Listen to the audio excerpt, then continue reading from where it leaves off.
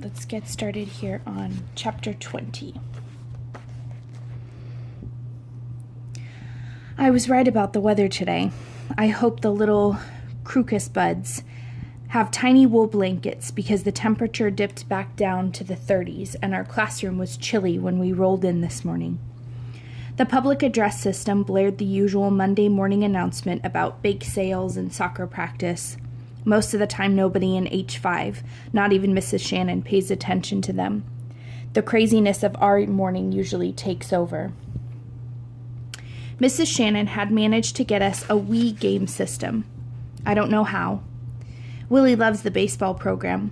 I have learned to keep out of his way while he pretends to hit the ball as he watches the screen. Sometimes he swings so wide. "A hit!" he'll cry out with triumph. Then he'll try to run the bases in the classroom. Even Freddie can't keep up with him. I usually sit in a corner with my headphones on, trying to tune it all out. But today I listen carefully to the bulletin. My heartbeat skips a jump, and I jerk my arms with excitement as I heard the principal say, "All students who wish to try out for the Whiz Kids quiz team, please report to Mr. Deming's classroom after school." I stayed nervous all day. I didn't tell Rose what I planned to do. I thought about it, then decided not to. Suppose she said it was a stupid idea. I didn't think I could take that. Then I spilled tomato soup all over the front of my blouse at lunchtime. Even though Catherine tried to clean it up, you just can't get red stuff out of a white shirt. I felt like a slob.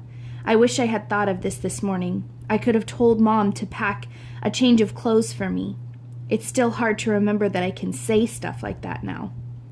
I didn't go out for inclusion classes that day. I wanted to study until the last minute. But as soon as the last bell rings, I grab Catherine's arm. "Hurry," I type, "to Mr. D's room." Even though I am in the electric chair, I set it to manual so she can push me. I am too nervous to drive. When we arrive to Mr. Deming's room, a group of kids from my history class are already there, whispering together and going over note cards. They look up in surprise when Catherine wheels me in. "Hi, Melody," Rose says. "What are you doing here?" Her voice sounds as friendly as usual. "Quiz team," I type in. "She can't be on the team," I hear Claire whisper to Jessica, wrinkling up her nose. "She's from the retard room." Molly thinks she's really funny. She screeches like a blue jay when she laughs. I decide to ignore them even though I feel my anger rising. I have to stay focused. Several more students file into the room, both grades 5 and 6. I don't know the 6th graders very well. They have different recess times. I wonder if they're smarter. They've had more time to learn stuff. A few kids point at me and whisper. When Mr. Deming hurries in carrying a stack of papers sealed in plastic, he scans the room to see who's here. He frowns slightly when he sees me, but he sets the test papers on the desk and greets us all. "Welcome," he says. "I'm so glad that so many of you have chosen to try out for the competition this afternoon. It's going to be a challenge as well as fun. Are there any questions before we get started?" Connor, of course, raises his hand. "Yes, Connor," Mr. Deming says with a good-natured sigh. Will we get pizza and stuff during practice like last year?" "Don't you think you need to make the team first?" his friend Rodney yells out. Rodney is right. Let's do one thing at a time. Mr. Deming lifts the stack of papers from his desk and holds them like a treasure. I hold in my hand the official test questions from the National Whiz Kids headquarters in Washington, D.C. I will be reading the questions to you, just as it's done in real competitions. And then he stops and stares. Everyone looks around. What has interrupted him? It's me. Mr. Deming taps the stack of papers for a moment, clears his throat, and addresses Catherine.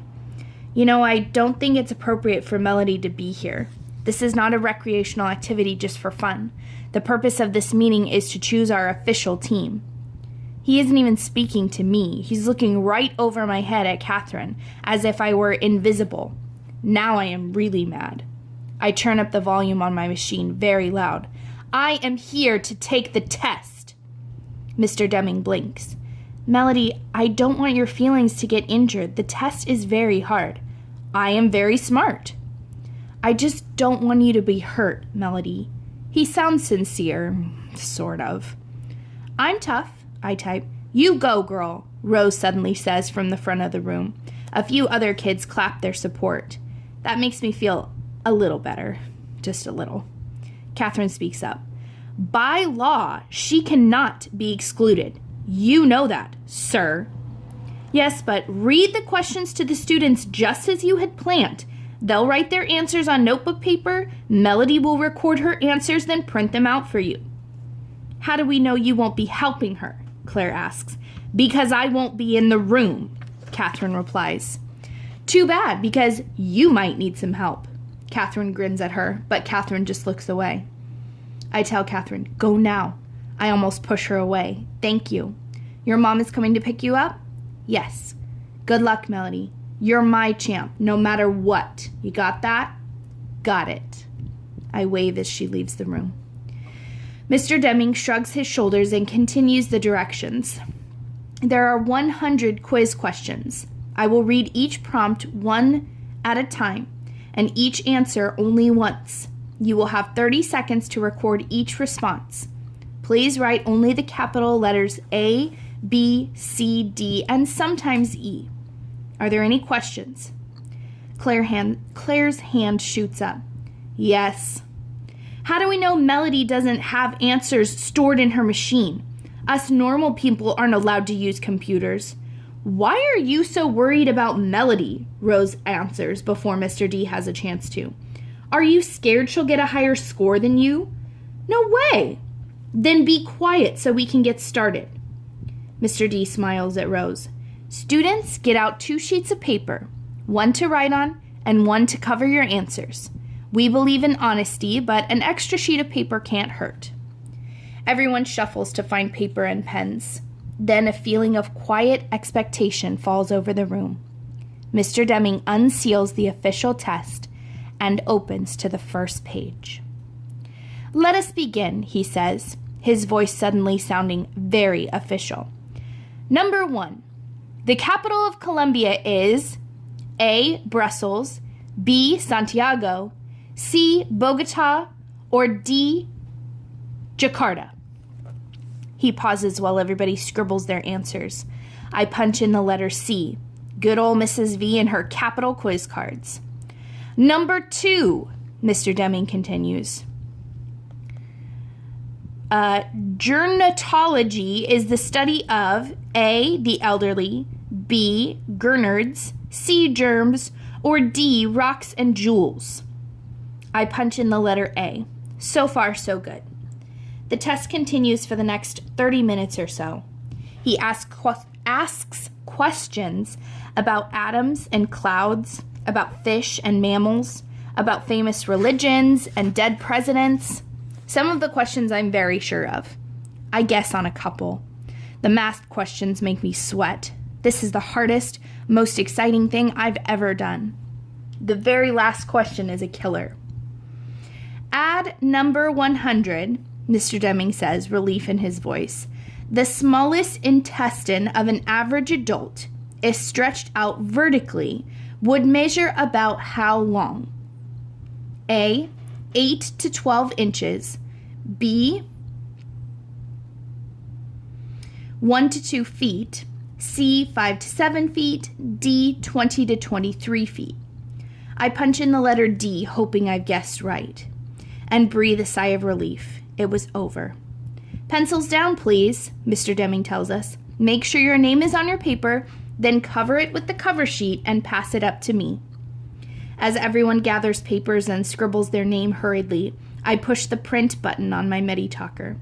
A slim sheet with my answers emerges from the side.